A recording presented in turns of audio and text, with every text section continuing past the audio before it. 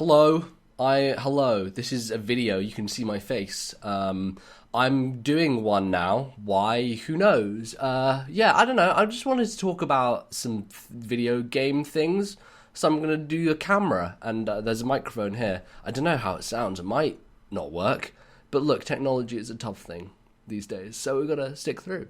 But no, I just want to talk about game trailers and all this stuff about how the traditional games media seems to be falling somewhat. Like, if you're not in the top 1,000 sites most visited on the internet, then and you're doing game stuff, then you're probably not in a great place. I don't know, it kind of speaks to the times, doesn't it? The Game Trailers is it's a site mainly focused on video, or was mainly focused on video, and yet it still couldn't survive. I think a lot of that has to do with the fact that they took so long to get the stuff over to YouTube, which is, of course, like the main video platform right now, where everyone goes for everything. It's like everyone, even if you're a big company like IGN, always host all their videos on YouTube, because it just makes more sense. It's because this is a platform where people just go to discover things, right? As opposed to looking for other websites and thinking, hey, I just want to type in a different random website. Like think of when you open your internet browser these days. Like, what are the websites you first go to? Like Twitter for me, YouTube, I go Giant Bomb, but that's a very different thing. I think it's interesting to kind of compare Game Trailers and Giant Bomb, because they're very similar, or were very similar in many ways. They're both very video focused, and yet Game Trailers, they were relying heavily on the ad model, and I think the reason why Giant Bomb succeeds and does well and kind of manages to survive is its premium subscription model, which they have premium videos that people pay money to see, and they have like a yearly subscription that you can do, and it's fantastic. It's really great. I'm a premium Giant Bomb subscriber, and it's one of the best decisions. Like, I don't have a Netflix account. I don't subscribe to any of these other services. I subscribe to Giant Bomb stuff because, quite frankly, that's a lot of stuff that I watch these days, and it's to do with like a personality and someone's opinion and what they talk about in games. And that's a real disappointing thing for me in Game Trailers, because I think in the last year or so, or at least last 2 years, I didn't really start following them until last 6 months or so, but they're really very personality driven, really great people, and I think it's interesting because they skew generally younger. Like, there's a lot of kind of old guard in the games media who always talk about, the NES and the Super Nintendo as kind of the starting point, the genesis for which they started playing games. And of course, you have people like Jeff Gerstmann at Giant Bomb go further back than that. But it's interesting where you have a group of people like at Game Trailers where they're all about the Ocarina of Times and the Final Fantasy VIIs. They're much more kind of the N64, PlayStation 1 generation, which is kind of my generation, It's kind of that early 3D polygonal stuff. And people like Kyle Bossman, who is very into Pokemon and kind of the right age for that, and you have Ben Moore and Michael Huber, who are both very kind of JRPG focused. Like, lots of different voices, and lots of really interesting perspectives that I really enjoyed. Fantastic podcast stuff that they did, and a lot of passion. I think a lot of that was brought out in their E3 video from last year. 2015. God, I don't know, years and timelines, it's all gone messed up for me. But yeah, they're like their Sony press conference reaction and stuff like that, which, some people are like, oh, these people are in the press, they shouldn't be fanboying to that extent. I think it's an interesting comparison again to Giant Bomb, is like someone did this video of Game Trailers reacting versus Giant Bomb reacting, and Giant Bomb are very subdued, they're very kind of dry humor, they're not going to react in that way. But for me, it's cool because it does show that passion. I think there's a lot of people who are jaded within the media, games media in general, and I think that Game Trailers kind of exuded a passion for games and an excitement for games, which I think a lot of people get caught up in E3, and especially the fan side, like people who are just watching from a fan perspective. So yeah, I really am very, very disappointed and saddened to see them go. I really loved GT Time, which is their weekly podcast.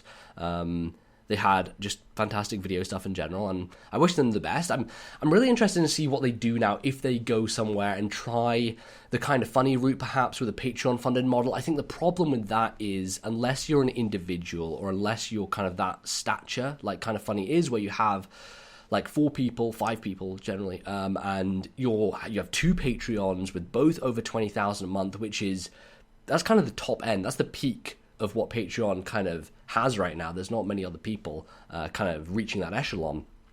And trying to do that, especially with a staff of what they had, like 9 people by the end, that's double what Kind of Funny have, and there's no way really that I think even with one Patreon they could be able to make enough to push that through, which it sucks. Like it's hard because the ad support model, as I said, is kind of falling away. It's very difficult to have a company survive on ad revenue alone. It's fine for the individual. That's why you see people like PewDiePie like going crazy.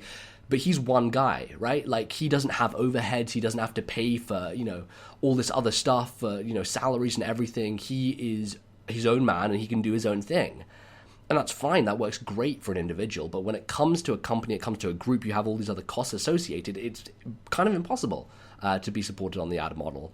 And so, Patreon is an option, but, like, it's also a limited one because you can't have that high, consistent amount of people coming and constantly paying you for a really long period of time.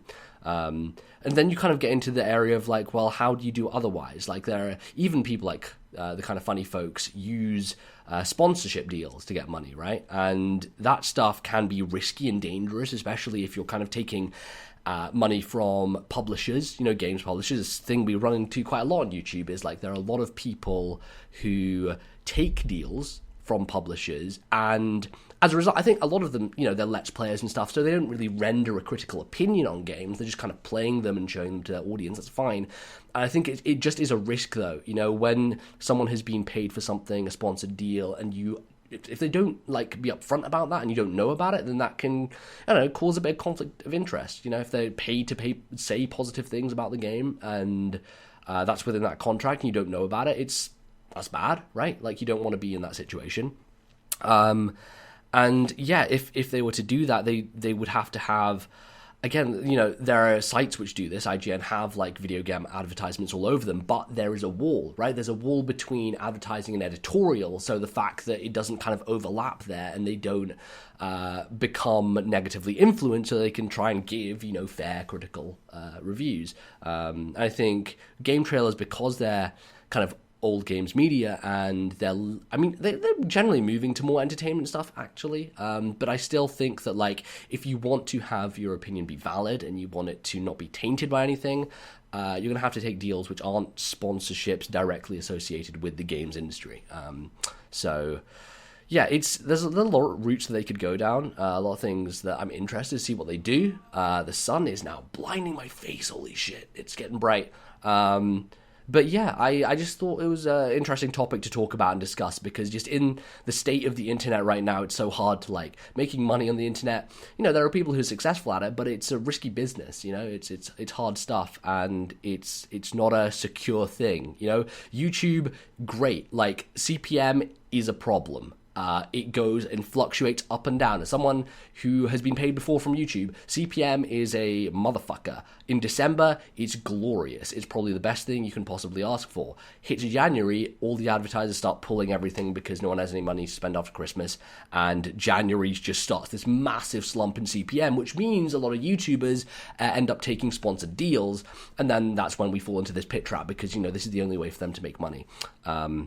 So anyway, yeah, that's just quick thoughts on game trailers and, the state of games media and where it'll go. I really hope they manage to get something good. For me, I really appreciate traditional games media in a lot of ways. I think from a podcasting perspective, they're much more interesting than your general YouTubers, because I think your general YouTubers, a lot of Let's Players out there, lots of people who like games but don't necessarily know games in terms of the wider industry and in terms of, discussions about all these kind of side issues, right? They just focus on the game and the game alone, which is fine, and there are a lot of fans of people who just like games and don't want to go any further. For me personally, though, as someone who cares about the industry and is interested in all the ins and outs, I really like to kind of focus in and listen to all these perspectives, and that's why, losing more and more sites like this means we lose more and more of that ability to have an editorial staff who are always playing all games and have a good broad perspective on everything. which is a shame for me personally. But hey, that's my stuff. I managed to ramble on for 10 minutes. I don't know how. Yeah, I don't know. I'm going to try and do more of this stuff. I'm going to try and stream a bit more. I need to get back to streaming Path of Radiance because that was the thing that I kind of left hanging. And I need that capture card, so I might be pushing some of that. And yeah, I don't know. I'll get some more Binding Blades done as soon as possible. But now I need to close my curtains. Look at this. This light is I'm becoming Jesus, born into a new light.